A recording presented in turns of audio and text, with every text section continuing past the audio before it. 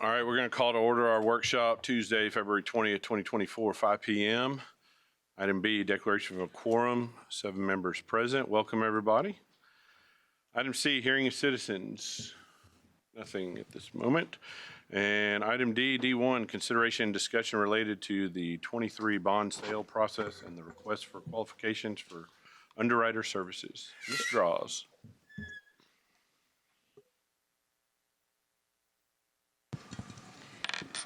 Thank you, Mr. Horak, Dr. Harkrider, members of the board. So today I have with us Michelle Aragon of Hilltop Securities. She is our financial advisor for the district and has kind of led us through a process for selecting a pool of underwriters for our upcoming bond sales. So I asked her to join us tonight because she's kind of the expert in this area to go over the process and give you some information on the types of sales and when we would be looking at each type as we come up on the bond sales for 2023. Okay, I'll turn it over to Michelle. Perfect. Good afternoon. Thank you for having me. You should all have a presentation. Perfect. Which one do I? I always just do dinner. Okay, perfect. On page 1, I briefly wanted to go over the different professionals involved in a bond issuance process. Like Amy said, my name is Michelle Aragon. I'm with Hilltop Securities. So I serve as the district's financial advisor / municipal advisor. And so our role is to advise the district on all matters regarding bond issuance. We are the representative of the district when you enter the bond market, and we have a fiduciary responsibility to the district.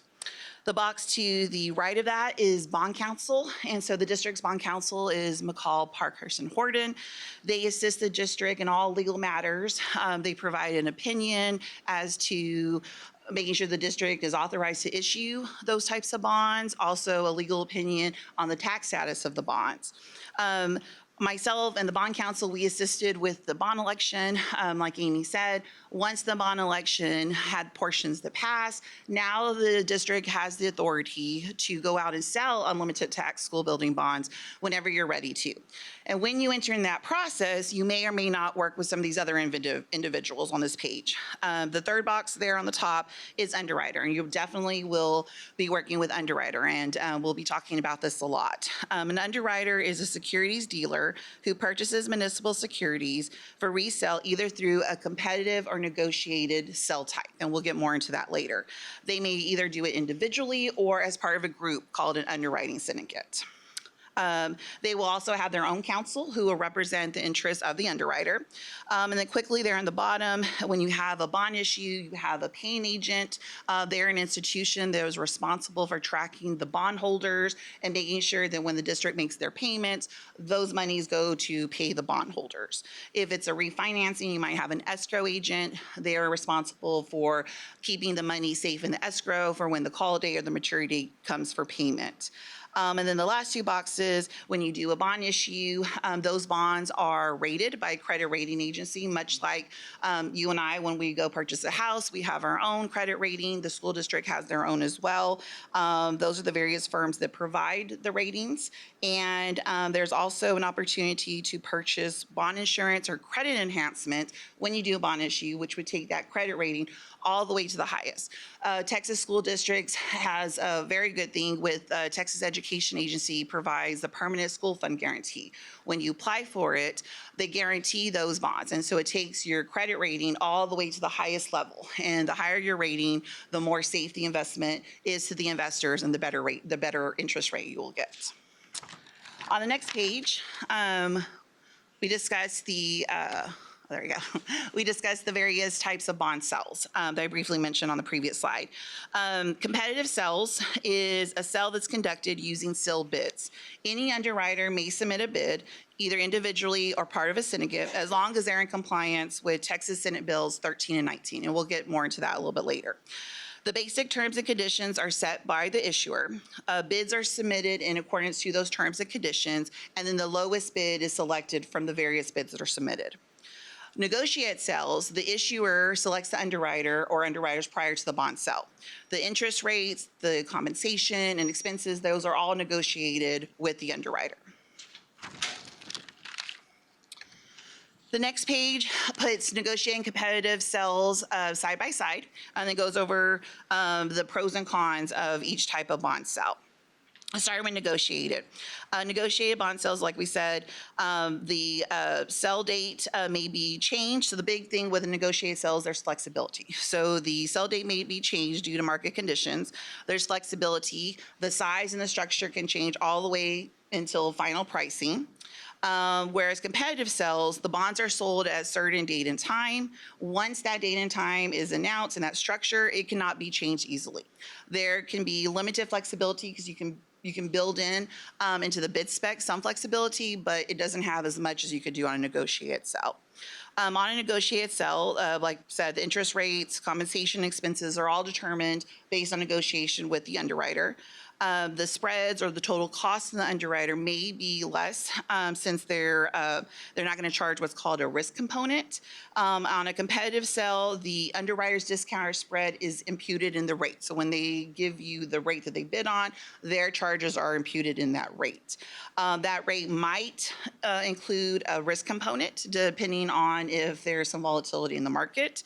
And then for a negotiated sell to determine if you receive to evaluate your final rate on the deal, we look at market comparables. So we try to find a Texas school district with similar credit rating, and we compare the rate we received on the district's bonds to those bonds. On a competitive sell, you receive the numerous bids, and so you know the lowest one compared to the other bids, that's the lowest one at that time. Some pros and cons of each one. Negotiated sell, the major pro for that is flexibility. Flexibility in the timing and the structure. There's also a lot of pre-marketing and education that goes involved with negotiated sells. Once an issuer enters into negotiated sell, they select an underwriter. The underwriter will then pre-market the bond. So they'll reach out to various investors to get interest. And so there's a lot of pre-marketing involved with that. There is an ability to reprice. So once you go with a negotiated sell, you enter what's called an order period. So the underwriter will come to us and they'll have various interest rates. They go out for an order period that's typically an hour and a half or 2 hours. Once they receive orders from the various investors, if there's more orders than bonds, supply and demand, you're able to lower your rates and reprice those. So you're able to get a lower price on those bonds. And then the issuer is very involved with allocations in the entire process. Some of the cons could be there could be potential criticism of selecting the underwriting syndicate. And then when I talked about finding those market comparisons, if there's not another Texas school district of similar rating selling that week, it might be hard to find a comparable to compare the district's final sell to. On the competitive side, the pros are competitive in nature. There's no underwriting selection, and the marketing process is pretty simple. The cons is that the lowest cost of funds cannot be assured just because you can't go out for a repricing period. Once that bid is in, that's the lowest cost at that time, and that's the one that's accepted. Also, there could be limited flexibility and kind of a lack of input. On the next slide, I want to discuss conditions favoring either negotiated or competitive bond sells. When deciding which sell method, we look at debt structure, credit quality, current market conditions, legal and policy considerations. Competitive sells are generally best for highly rated new money bond sells with easy to understand credits like voted general obligation bonds sold for new money projects in a relatively calm market. Negotiated bonds, they can be sold for any type of bond, so general obligation bonds, revenue bonds, but they're absolutely recommended for taxable or refinancing bonds just because there might need to be some structuring to the debt there that you would need some more flexibility with those. They're also recommended in volatile markets and also markets where there's heavy supply. When determining the bond sell method, we take into consideration all those factors in the previous slide, but we also consult with our underwriting desk. They have direct input and insight into current market conditions, so they can let us know what's going on and which is the best sell method to recommend. The circumstances of each bond issue are not the same. So the sell method recommendation may differ from bond issue to bond issue or year to year, it just depends. The district has historically sold their new money bond issues in a competitive sale.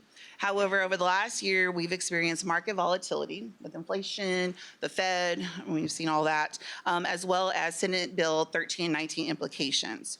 Texas Senate Bill 1319 prohibit an issuer from entering into contracts with firms that boycott oil and gas companies and are discriminating against firearm entities.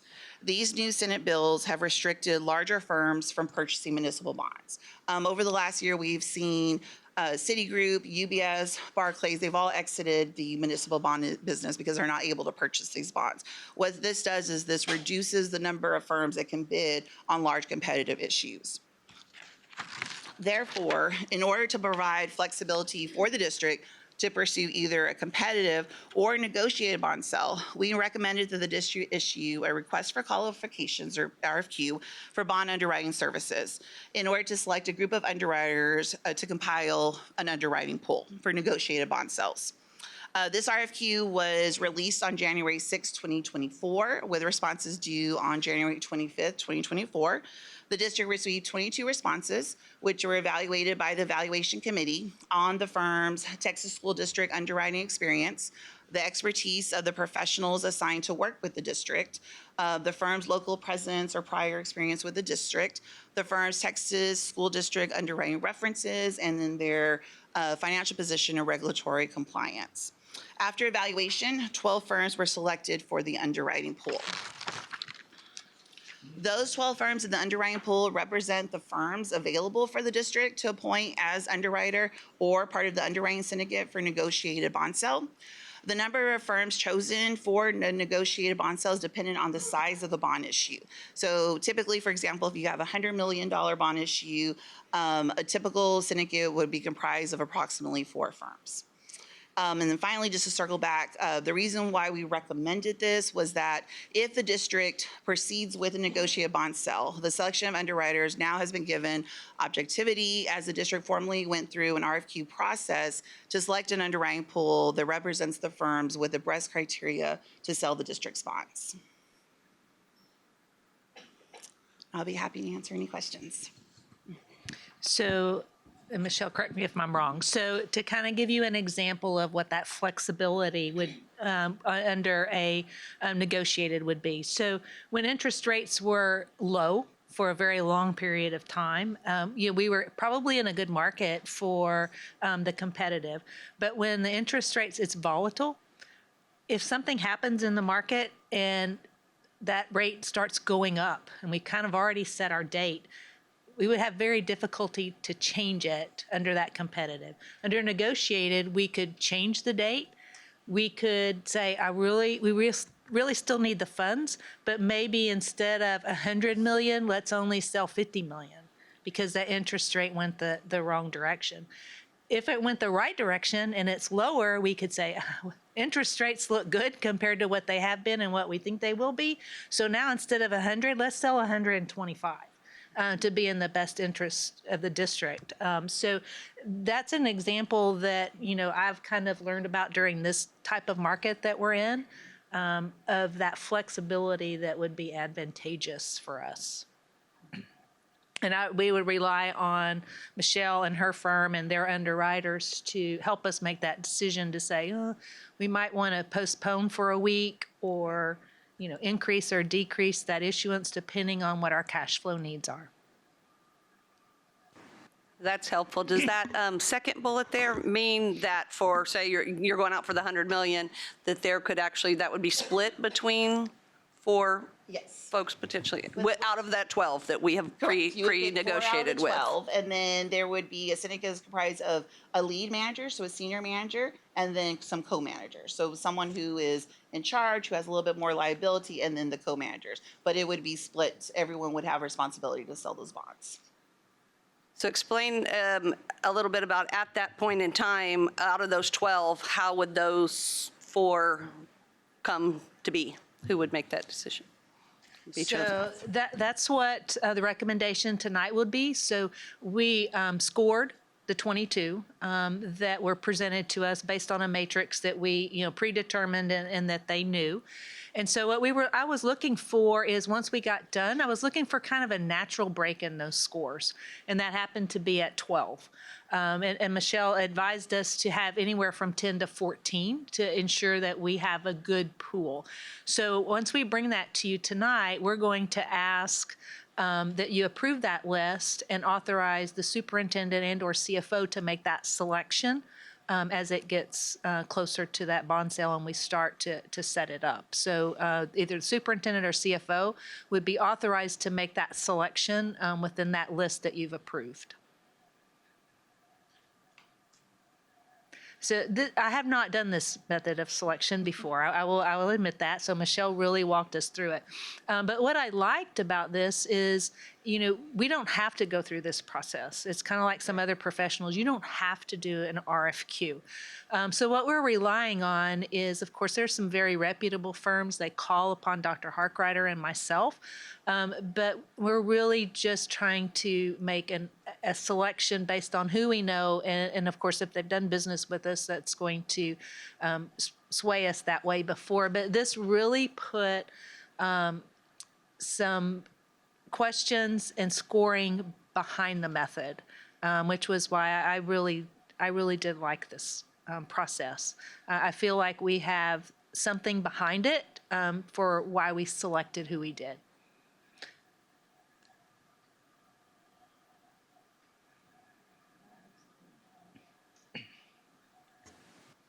Anything else? All right, we appreciate it. Thank y'all you. so much. Thank you. Thanks, Michelle. That'll bring us to item D2, consideration and discussion regarding progress and next steps regarding HB3 goals and the CSISD strategic design plan. Stormy and Tiffany to present. Let us switch the presentation real quick. It's very sticky. Yeah, the mouse won't go there. Okay, like this. All right, here we go. Good afternoon, or should I say evening, Dr. Harkrider, Mr. Horak, and members of the board.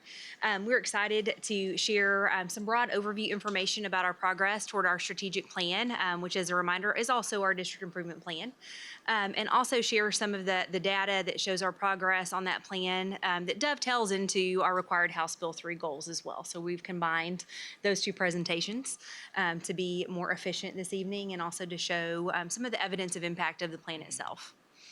So as you know, back in spring of 2021, we assembled a large team of community members and educators to revise the foundational documents for CSISD, including our vision statement, our portraits of a learner, and so forth. And that group also created the 6 goals that are the foundation of our strategic plan. We have this formatted in our district improvement plan where all of our action steps are aligned to the specific results and the goals of that group. And we here in February are kind of in between our district check-ins. We did a November progress monitoring session with our DIC group in November. We will do that again in March. Right now, our principals are updating their campus improvement plans for us to go back through and do our progress monitoring and scoring. So I want to let you know that today's presentation does not focus on that. It focuses more so on that evidence of impact piece that we brought along this year. We know that our goals are very lofty and very broad. And so we spent some time this last summer with our principals really talking about how the work we're doing through the strategic plan and the district improvement planning process should impact our data. And so through the feedback of working with our principals, we narrowed in on monitoring our academic outcomes, including NWEA MAP growth, which is also what we use for House Bill 3, looking at our STAR data and other locally created assessments, such as the social studies benchmarks and so forth. We're continuing to monitor those CCMR outcomes throughout the year, really honing in this year on monitoring our discipline data especially. And then for Goal 1 especially, if we're going to improve our instructional strategies and practices, we're going to see that play out in our T-tests and our walkthroughs and so forth as well when we look at those at the end of the year. I also would like to add that part of our work as we become professional learning communities will be to develop more targeted SMART goals. And so this conversation with our principals and campuses about looking really for that evidence of impact helps us bridge between those broad goals of the strategic plan and into our next steps in that work as well. Okay.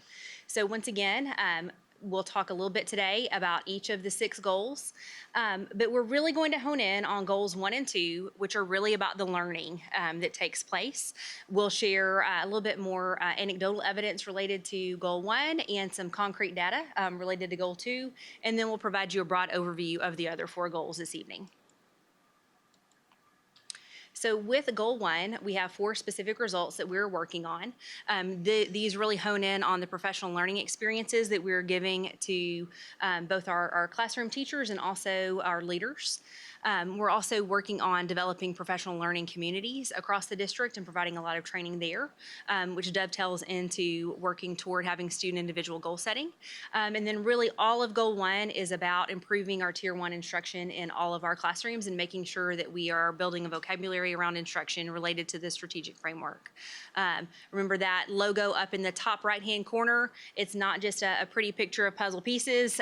Each of those puzzle pieces represents a phase of the types of learning experiences that we would like our students to have based on that community feedback. There are educator and learner protocols that go with those as well. And so that's really what goal 1 focuses on. In order to make sure that we're providing our students with those types of experiences and that we're truly helping everyone embrace their own unique success, as is in our vision statement, we've really honed in on our professional learning communities training through our partnership with Solution Tree this school year. At this point, our campus principals and district CNI leadership have had 5 full days of training with our Solution Tree consultants. It has been incredibly powerful. And our campuses who are designated in cohort 1 have had the opportunity to bring their guiding coalitions, or at least a portion of their guiding coalitions, to some training that's called the Coaching Academy training. You'll see the 4 elementaries. We have 1 intermediate and 2 middle schools who are able to participate in that training. And at this point, they have completed the entire coaching academy, and they are fired up about the work that they are piloting on their campus as far as really making data-driven decisions, looking at creating common formative assessments and so forth. And I'll highlight 2 of those campuses here in a moment as well. By the end of the year, our expectation is that all 19 of our campuses will have their own foundational documents. You know, I mentioned earlier that the strategic plan and the portraits and so forth are really our foundation as a school district. This is their campus version of that will be the foundation for their work that they do with professional learning communities, and it all dovetails and connects back to the strategic plan as well. That will include their campus mission, vision, and collective commitments. Collective commitments are statements about what they're willing to do to serve their kids on their campuses. So it's not just about professional responsibilities and courtesies like being on time. It's about, you know, making sure that they're using data to inform their next steps and so forth, as an example of what a collective commitment might look like. And by the end of the year, we will hone in on creating those measurable SMART goals for each of the campuses that will translate to the district level as well. So as far as highlighting one of those cohort 1 campuses, Mr. Mike McKeever is our principal over at Creekview Elementary, and his campus has been, I would say, at the tip of the spear, if you will, in this work. As far as refining their practices. They chose this year Engage as their phase from the Framework for Success, and they're really honing in on assessment and formative feedback. And so through their professional learning communities, they are making sure that they are not waiting for a summative or end of unit assessment to see where a student is progressing in their learning, that they are embedding formative assessments throughout and making just-in-time changes to their instructions to get kids what they need. In a timely manner to address it before they have those summative assessments. And so a couple of tools that they're leveraging are Progress Learning and the tools that are built into HMH, which is our reading adoption, so that they are able to spend time with the kids in the classroom and not having to create the assessments. That those tools have really helped them to measure that progress. And so we wanted to celebrate them this evening. From the secondary level, Welborn Middle School is also further into this work. They have a time period built into their day, which they call CAST, which is an acronym for Collaboration, Accountability, Support, and Transparency. A CAST is also, I believe, a name of a group of hawks. so it works nicely for them. And they are working on the reflect phase of the framework and really honing in not only on that assessment and formative feedback, but also standards alignment and small group instruction. And this is their second year really delving into that work. And you can see that they are making sure that they are supporting students in their individual goal setting related to their MAP data, helping students at that secondary level be able to articulate their own learning and monitor their progress. And really, they have spent a lot of time this year working on the creation of those common formative assessments along the way. And so each of those examples really gives you a little bit of insight into what, when we're talking about professional learning communities, what we're talking about. We're talking about teams of teachers taking ownership and collaborating together to serve all of their students, not just the students who are in their classroom. And it's good work. And it really supports the entire strategic plan by having these systems in place. Additionally, on the professional learning side, we, for the first time this year, provided an online conference option for our January 2nd, our day back for teachers for the district level. And so we had 3 choice sessions offered during that time, and teachers and principals and, well, us too, central office staff could choose from 87 different choice options, all that are aligned in this work that we're doing, looking at our resources and how teachers can better leverage that and so forth. And the survey feedback was incredibly positive about that.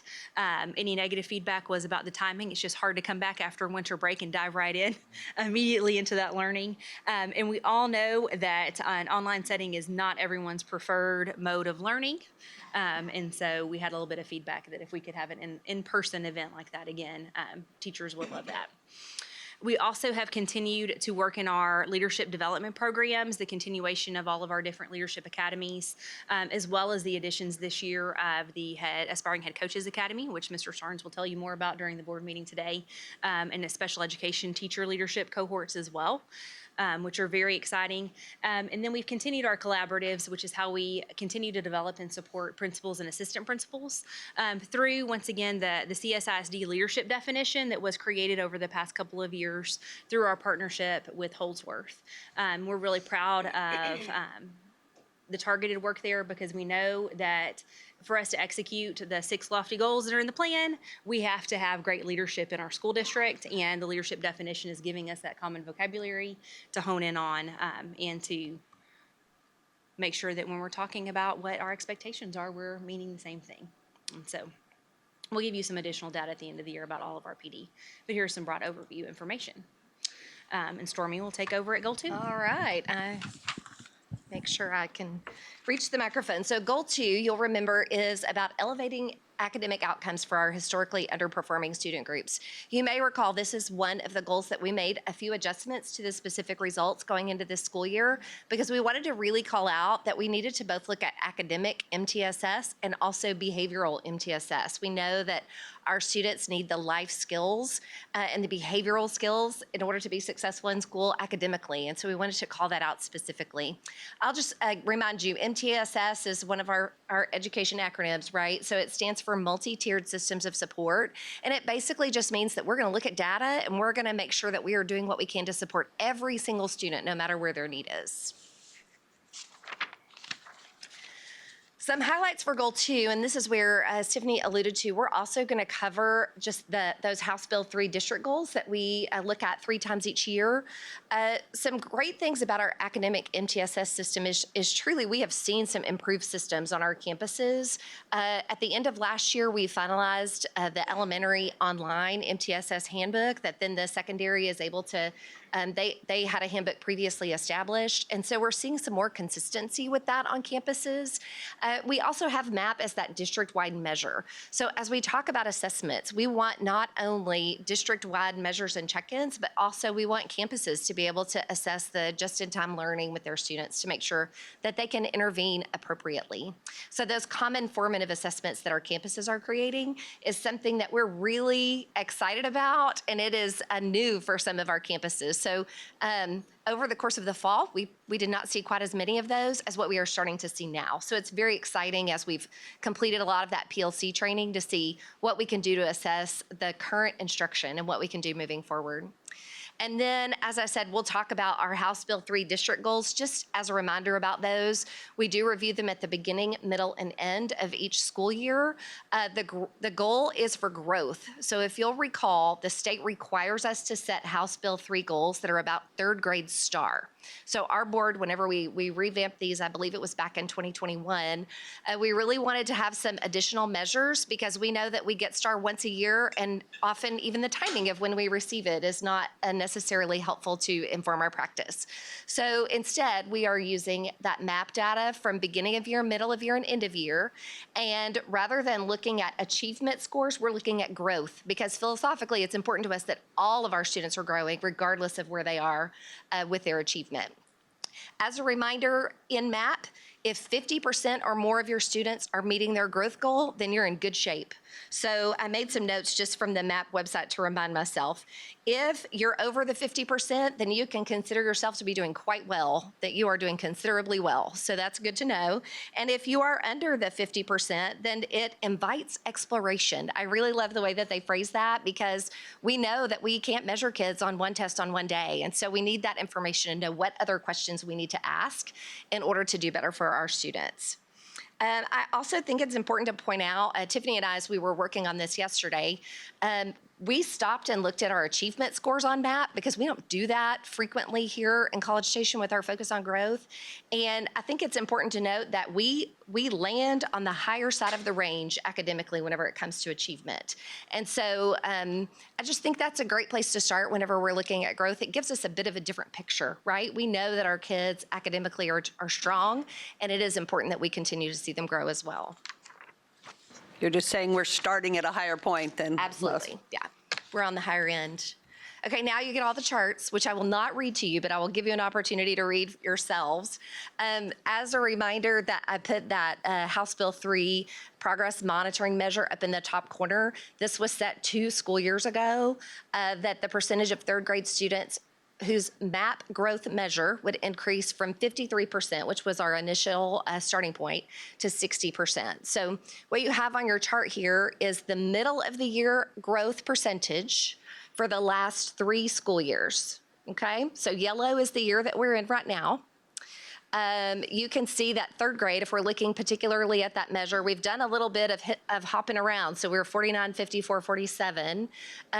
Across the board, we're seeing only one grade level here that's been higher than last year. I will say what we're looking for is that 50% mark, right? And so we're awfully close in most places with one exception. And so the first grade data here at this point is an exception and something that we need to investigate further. This slide includes the 5th through 8th grade reading scores, which you'll see are quite similar. We are really pushing that 50% line. I know everybody in this room, and I know Tiffany and I, we want to be on the other side of it whenever we're close to it. And so that is a lot of the work that we're doing with our PLCs we believe are going to push us across that 50% line.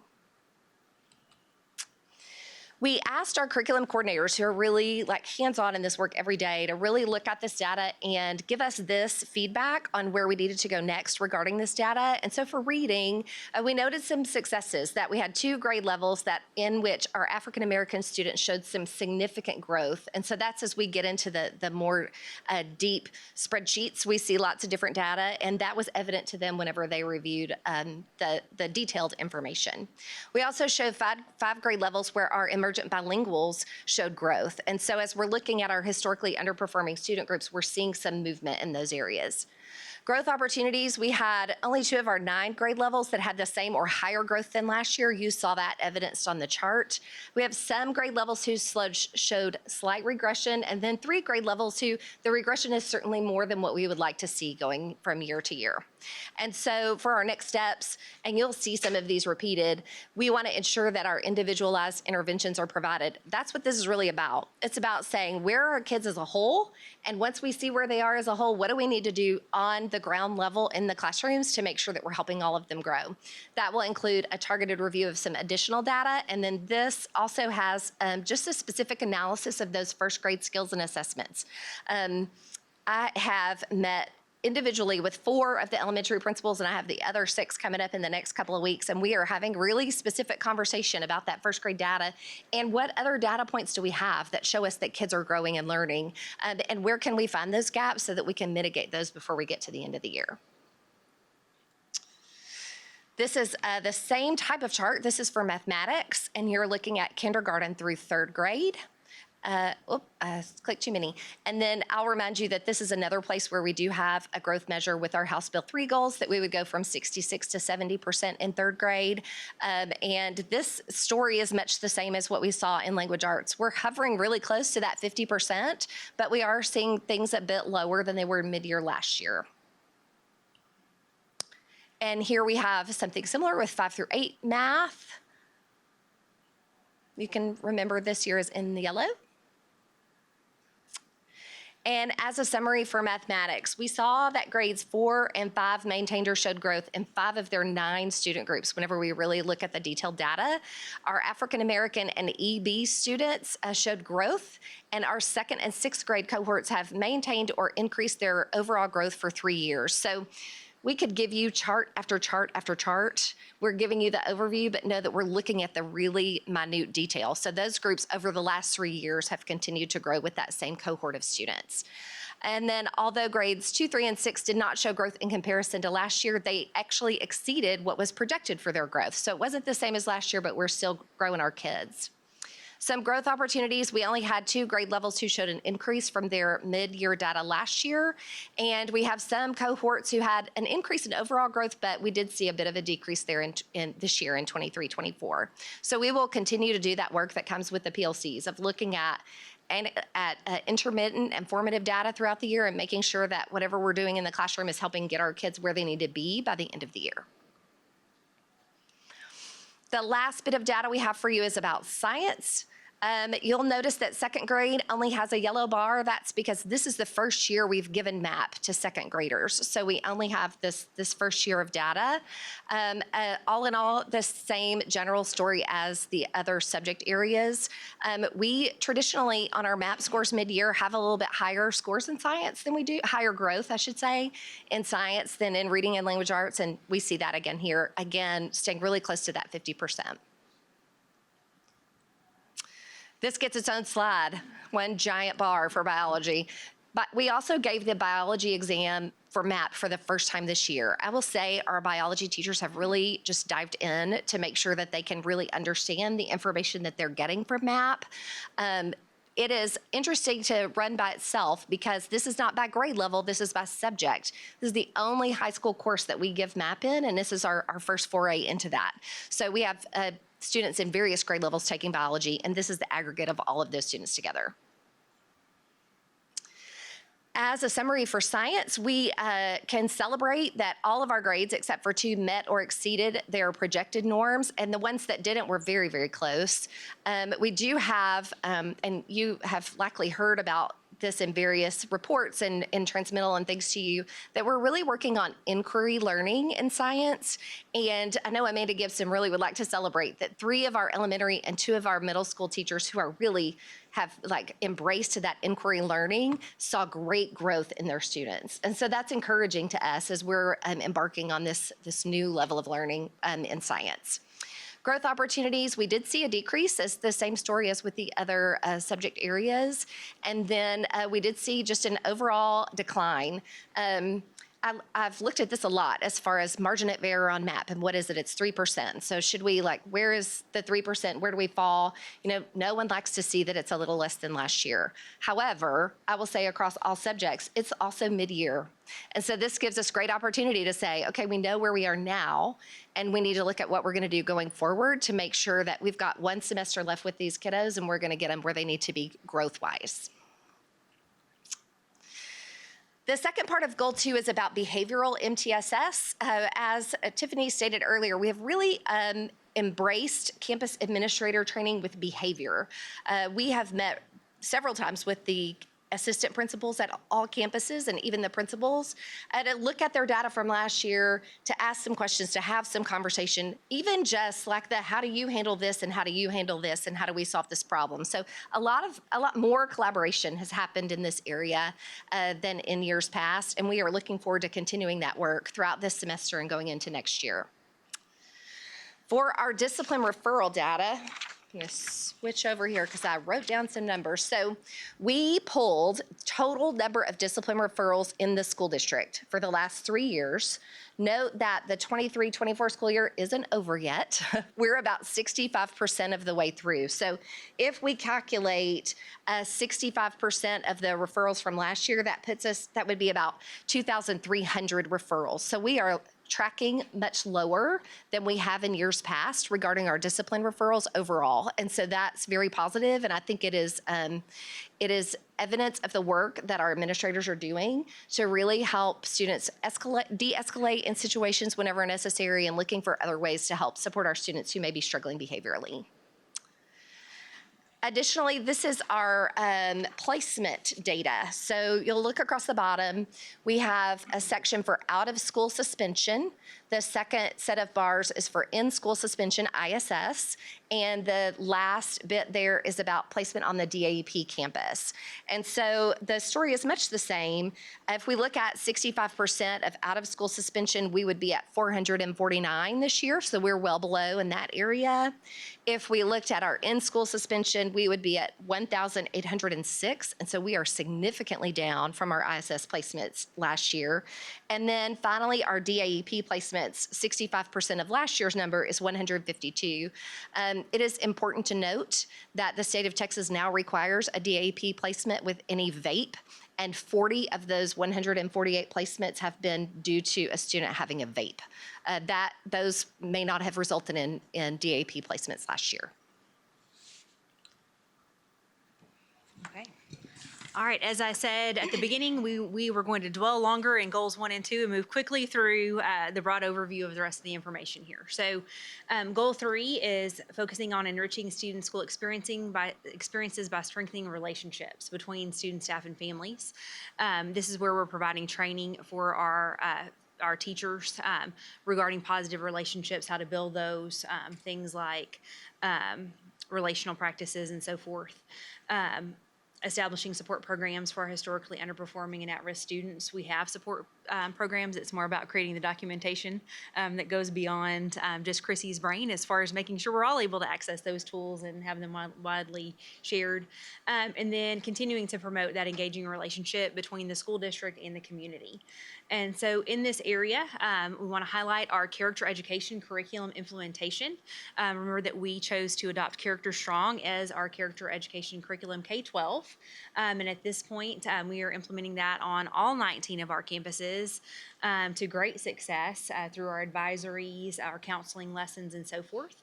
And so this showcases College Hills Elementary, where they are using those character traits from Character Strong to celebrate their students. And so you can see their principal here showcasing students who are displaying the character trait of gratitude in alignment with the lessons that they were learning. It's also important to note that those character lessons are grade level appropriate and change from grade level to grade level. And we've gotten a lot of positive feedback about the program as a whole. Additionally, looking at specific results, 3.3, we really want to continue to hone in on those opportunities for our schools to connect and serve in our community. And I think there's no greater example of that from our fall semester to celebrate than Kinsol's Day of Caring. They have done this for a couple of years now, and it continues to grow and benefit not only our students at the high school level, but how they're able to pour into folks from the nursing homes and do community cleanup and visit our own elementary schools. It's just been a really powerful example of taking the time to provide that other education, as we Aggies say, beyond the academics there. Okay. Goal 4 is yours. That's okay. Keep going. Yeah. So goal 4 is really our community involvement goal, right? We want to create these partnerships with local businesses and organizations. And so we wanted to highlight a couple of ways where that's happened. I love these pictures because when Burlington Coat Factory came to town, they reached out to us and said, we want to give some money to teachers at the Title I school closest to us. And you know, when you get those emails and you think like, is this a real email? Do I need to contact technology? But it was a real email. And so it was very exciting.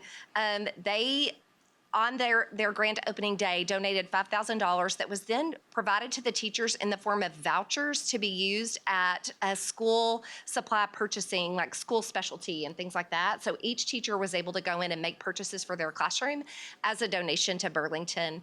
I think it's really important that we spread the word about organizations and companies like Burlington that are our community partners. They reached out to us in order to support us. And really, we're able to do so much more whenever we do have our local businesses supporting us. And so we're really grateful for that.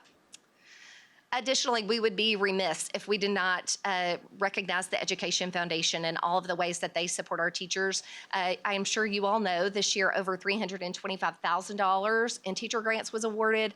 That is money that is going directly into our classrooms to support our students, and it comes directly from our community. And so those are just great ways that we are excited and proud to partner with our community. It's what makes us proud to be here in College Station, that we have a community that supports us so well.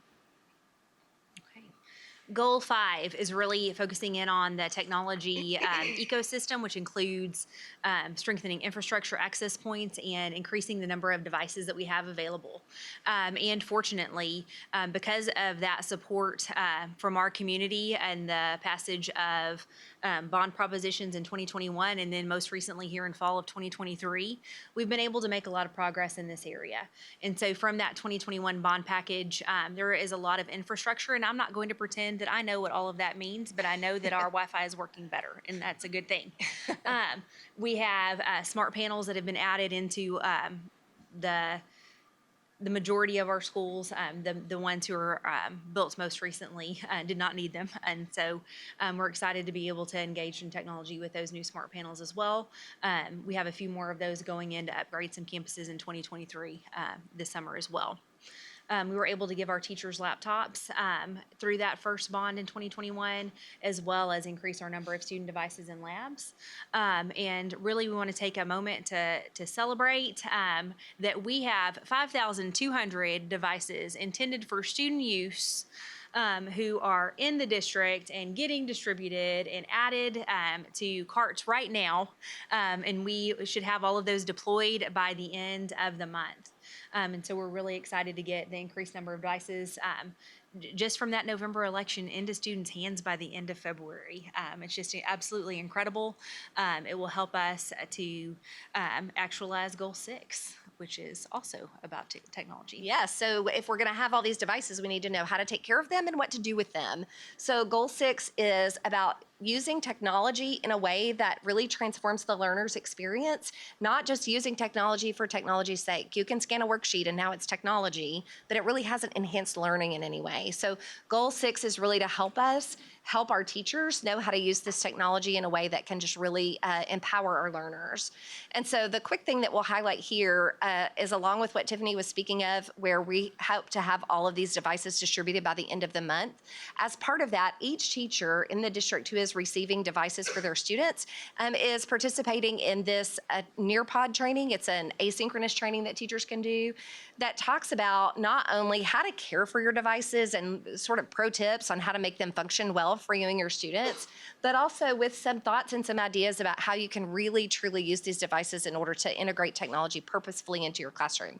So this has been a joint created training with a curriculum instruction department and technology. And so we were excited for those folks who created this to work together to really make sure not only are we giving our teachers and students devices, but we're talking to them about how we can keep track of them and treat them well so that they can last us a long time and also use them with purpose. And with that, we have gone over all 6 of the goals, and we would be happy to answer any questions that you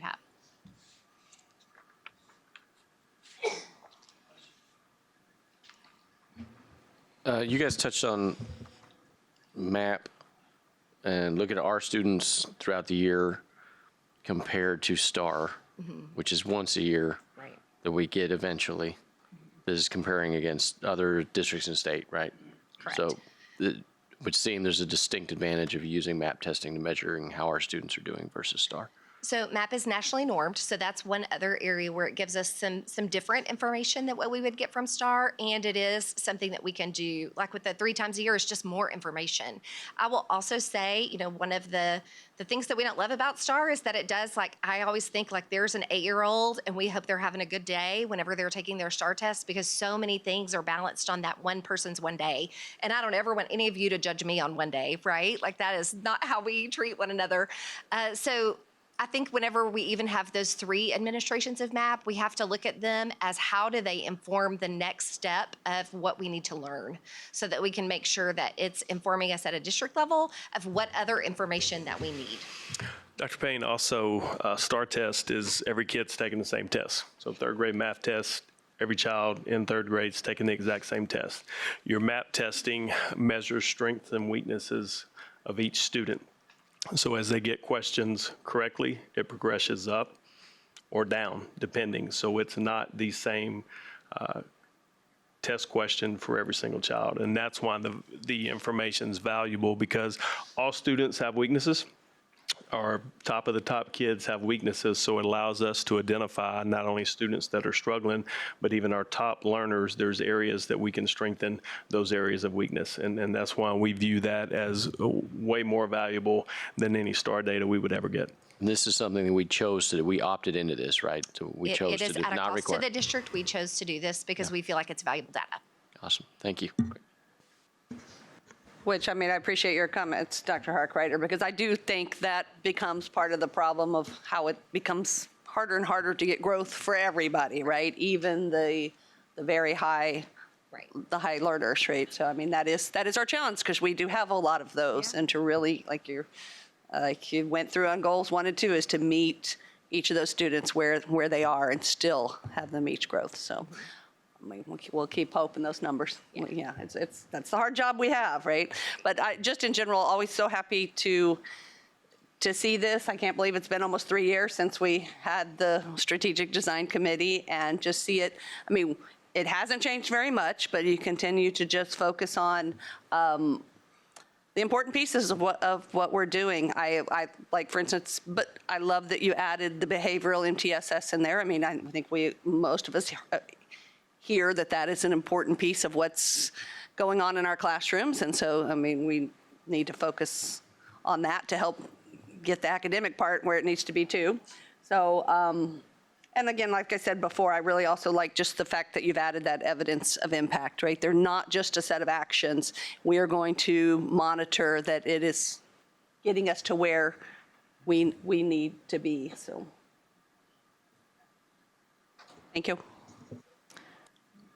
I do have a question about that relates to MAP as well. I know we talk a lot about we're looking for growth in MAP scores and not like a certain achievement level. But you also mentioned that we do have high achievement on those tests. So, I know as a parent, we see this like scaled score that gets sent home, right? And so my question is, when we're looking for growth in students, is there like a certain level of growth we're looking for? Like, what's that marker that makes a kid get on the list as, yes, you've grown this year?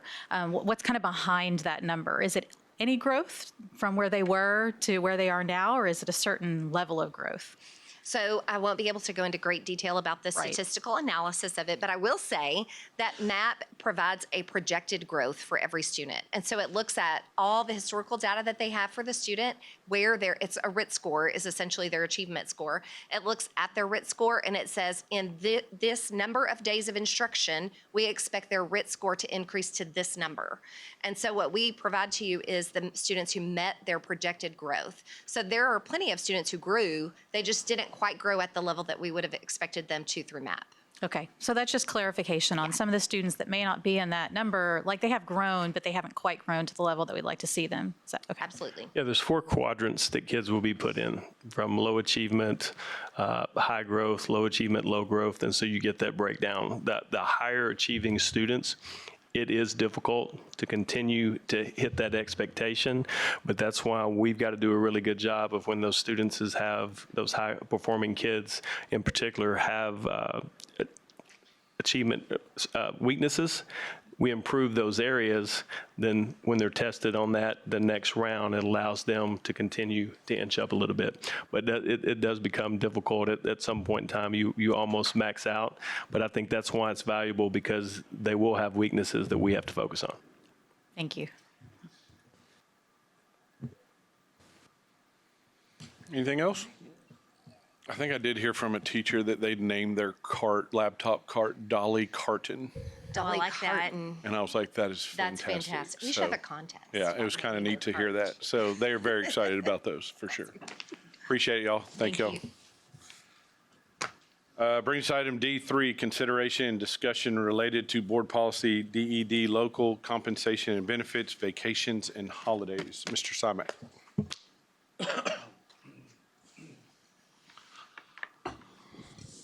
Good evening, Mr. Horak, Dr. Harkrider, members of the board. Bringing something to you today for your consideration and review over the next month. No action is going to be needed today. This is a situation where we just need to provide some clarifying language in our policy handbook. We've been in contact with Emily Kedlicek from TASB, our policy consultant. We are good and sound in how we've been interpreting this policy, but with a little bit of language, we can really take out some confusion that happens for our staff. On your desk, or on your tables, I left for you the policy, and it's highlighted there in blue, the language that we will add, and it's really just for the sake of clarity to eliminate any possible confusion and to make sure that everyone's on the same page moving forward. This has been our practice for however long. This is exactly how we proceed.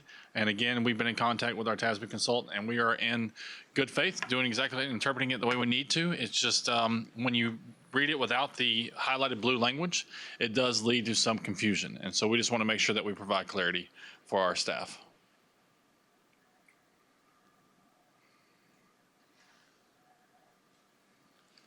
Any questions? Easy peasy. All right, appreciate it. Thank you. D4, consideration and discussion regarding Senate Bill 763 passed during 88th legislative session. Yes, sir. In the 88th legislative session, Senate Bill 763 was passed that requires each school board to take a record vote within 6 months of September 1st, 2023 on whether to adopt a policy that would authorize a campus of the district to either 1, employ, or 2, accept as a volunteer a chaplain to provide support services and programs for students as assigned by the Board of Trustees. Our recommendation and open for discussion right now currently, as far as support services and programs for our students, our certified counselors handle that. They do an outstanding job. We do not have issues finding counselors. We've got a great counseling team that is part of our school communities, part of our school district. Many of them have been here forever, and a lot of them are honestly irreplaceable. And so my recommendation is that we would not revise any of our current policies, and that our certified counselors would still be providing counseling services for our students. We do have a resolution that you've got a copy of that we received from our attorneys that basically satisfies the statute as put forth by our Texas legislature. However, there would be no policy recommendation or policy change. This is just workshop discussion, talk about it. Action will be during the regular board meeting.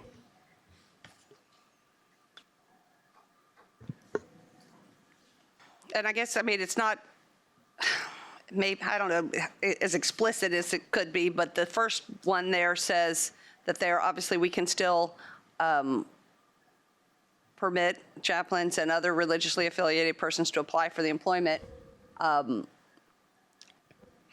they would have to meet the requirements of whatever that job would be, right? For the Correct. Yeah, right now, we don't discriminate on anybody applying for a job, chaplains or any other religious entity, whether it's volunteer or whether it's to be hired for a position. But it would not, it would be according to board policy, which would be what they're hired to do, and that would not be in a counseling role. Because our board policy right now is counselors or certified school counselors. unless they happen to also be a certified school counselor. I'm- I'm Correct. assuming, yeah. Yes.